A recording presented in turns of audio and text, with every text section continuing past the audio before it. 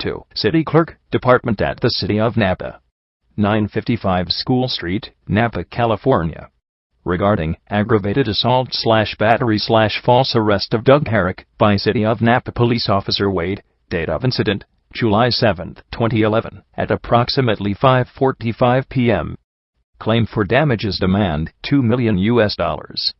Dear City Clerk, City Manager, City Attorney, Chief of Police and Office of Risk Management. On about 5:45 p.m. on July 7, 2011, while observing what appeared to be a routine arrest near the Pearl Street parking garage, I was first confronted, assaulted and taken down face first onto the concrete pavement by a City of Napa police officer named Wade. I had just arrived in Napa at the Pearl Street Transit Center by Amtrak bus to participate in a water polo tournament at the local college over the weekend. I was on my mobile phone calling my son to arrange a good place for him to come pick me up downtown. While conversing with him, I had my mobile phone in my left hand and my suitcase and backpack stacked on top of it in the other hand, pulling it behind me, walking towards the Napa Town Center pedestrian access near the Pearl Street garage structure. As I approached the northwest corner of Kohl's department store, my son and I had decided that the Pearl Street garage would be a good place to meet up, so I stopped walking. I was facing the walkway entrance, and directly to my right, I noticed that Officer Wade was in the process of searching and arresting a young woman who I did not know. I watched what he was doing along with 50 other people in the entrance area to the Napa Town Center, and said nothing to him. As I stood watching the arrest, he kept turning back and looking at me, and between myself and the two of them, Officer Wade and the woman, there is a large concrete barrier and bench, and they were both over 20 feet away. Officer Wade then engaged me by asking, "Can I help you?" I answered, "No, I am just fine, but what is she being arrested for?" Wade simply ignored my question and responded by telling me I had to leave now. I did not respond to him telling me I had to go, and continued to stand in the same place. He again told me to leave, and I then responded, "1. I am meeting my son here, and am waiting for him to arrive at this spot, which is private property, and not land owned by and under the exclusive legislative jurisdiction of the United States of America." He then placed the handcuffed woman in the police cruiser, and closed the door, all the while looking back at me rather angrily. Officer Wade then proceeded to approach me in a very determined manner, getting very close to me, and saying, "What is your name?" Now mind you, there was that concrete barrier wall that was between myself and the officer, and I never approached him or the woman. I just stood my ground there in the same place, not bothering anyone or anything. Wade continued to demand my name and to provide him with identification. I quickly responded, "I am not a citizen of the United States. I am invoking my status as an Article 4 free inhabitant, entitled to all the privileges and immunities of citizens. You need to leave me alone, sir. I am immune from your harassment." He then called on his radio for backup, and within a few seconds, several Napa police officers arrived to assist. Officer Wade then threatened to taser me if I refused to give him my name, and I repeated that I had done nothing wrong and that his threats now elevated his actions to aggravated assault. Wade then grabbed my left arm and threw me forward, tripping me so that I would fall to the ground. He twisted my left arm behind my back while pushing me forward, and both of my elbows then hit the ground with full force, as a means for me to protect my head from hitting the concrete. Another officer assisted him at that point and stuck his knee in my back as well. I was on the ground face first, with my head being pushed into the concrete and my left arm twisted around my back, which was frightening because he was threatening to use his taser if I resisted or did not cooperate. I screamed in pain as I was taken down, and I yelled for the witnesses to please get this cop off my back. I repeated to Officer Wade that I am not a citizen of the United States, and he responded that we do this to non-US citizens all the time, so shut up. I explained to him that I am different from those people because I was born in Pasadena, California, and am an Article 4 free inhabitant. He exclaimed that he did not care what I was, and that I was going to jail for not complying with his orders. I added that free inhabitants don't have any obligation, legal or otherwise, to obey the orders of government employees, because we are immune from their written law unless we tread on their land. That land is the land owned by and under the exclusive legislative jurisdiction of the United States of America, otherwise known as federal territory. He asked if I had been drinking, and I said no, I just got off the bus. I then explained to Officer Wade that I do not reside in the state of California or in the United States. Officer Wade had grabbed my right arm and wrenched it around to my backside and put on both handcuffs, while another officer rifled through my backpack. I told them both that they did not have my permission to search any of my belongings, but they told me that they don't need my permission. I told them they were wrong about that, and once again told them I am not a U.S. citizen, which gives them no consent to do what they were doing to me. Then one of them found a California state-issued identification that was in my wallet, and he took it out.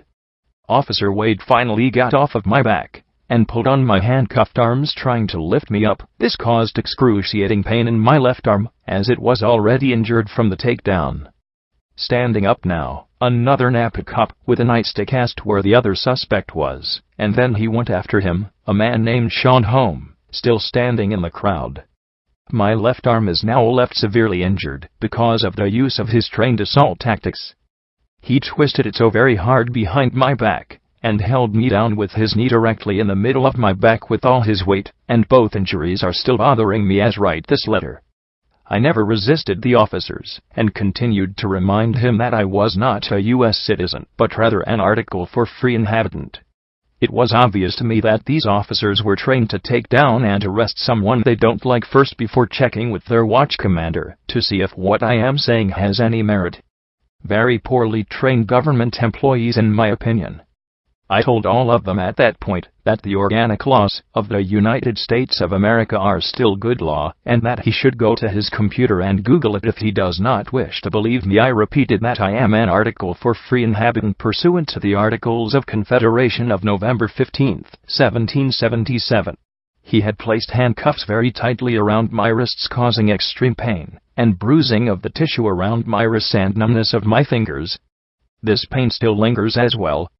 The crowd, 50+ people, kept yelling and chanting, "Let him go. He didn't do anything." One unfortunate young man that has earlier blurted out "That's bullshit, leave the old man alone," was chased down, arrested, and booked for interfering with Officer Wade as well, even though he was closer to 40 or 50 feet away from this incident. That young man is Sean Holm, and he, along with many other friends of his, witnessed this act of illegal police brutality and blatant abuse of power against me. After being thrown into the backseat of a police cruiser, I was whisked away to Napa County Jail, where I continued to tell the driver, Officer Tommy was his name, I was not a United States citizen, and that I should not be going to jail. I asked Officer Tommy if he knew from what source his authority was derived. His answer was a resounding no. Arriving at the Napa County Jail, I asked that same question to Officer Wade, and he just remained silent. I made a comment to the effect that if he did not know what the source of his authority is, how did he know what he was doing was legal? Still no answer. He then read me the Miranda rights, which is something I know from personal experience that Napa cops never do. He proceeded to ask me a series of questions to which I remained silent. He was noticeably upset that I was not answering him, and expressed that my attitude was bad, and, because I was not cooperating, I would simply incur more punishment.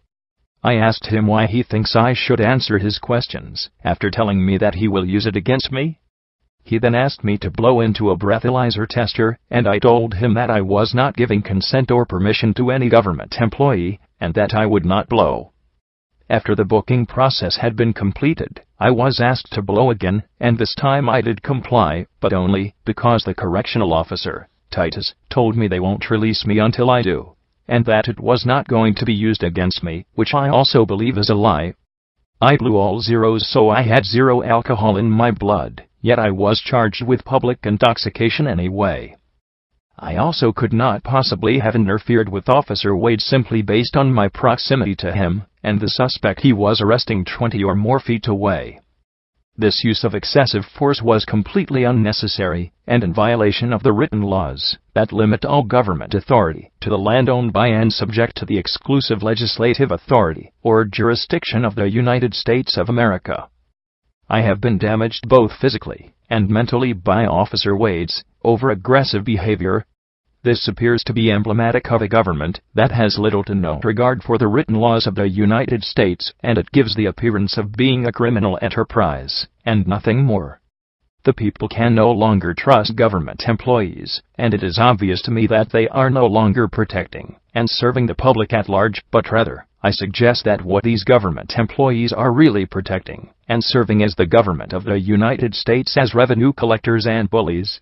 This has got to stop right here and now, and I intend to take this case, if necessary, to the Supreme Court of the United States and the Common Law People's Court of that area.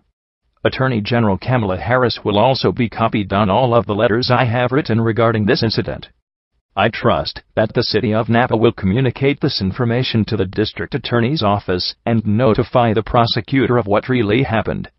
I expect all charges to be dropped prior to my scheduled August 9th hearing/arraignment. Thank you for your consideration, and I look forward to your prompt attention to this very serious matter. Doug Herich, of California.